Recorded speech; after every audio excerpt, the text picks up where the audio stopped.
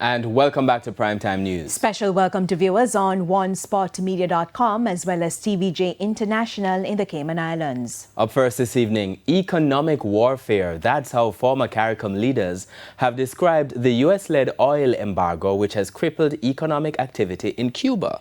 A former president and 7 former prime ministers of Caribbean countries have issued a joint statement on the escalating crisis. They have called on the international community to urgently provide assistance to Cuba.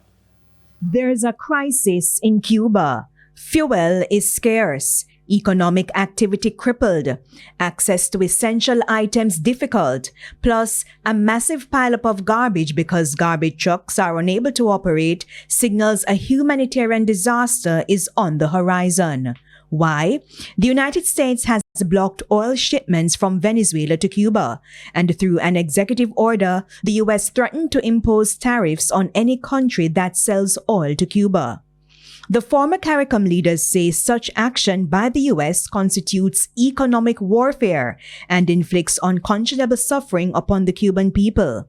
They describe the fuel blockade as a catastrophic and cruel punishment of the 11 million people in Cuba, as basic livelihood and vital things such as energy, food, medication, and education have been strangled. The former leaders say dialogue to resolve conflicts and disputes cannot be abandoned on the altar of the powerful waging political vendettas against smaller nations. The United States is therefore being urged to rescind the inhumane weapon of mass destruction. That call is supported by UN human rights experts who say the executive order signed by Donald Trump is a violation of international law. Over the years, Cuba and Caricom countries have partnered in a number of sectors such as health, education, sports, and disaster relief.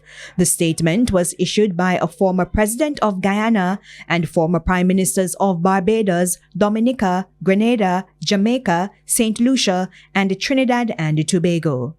Andrea Chisholm.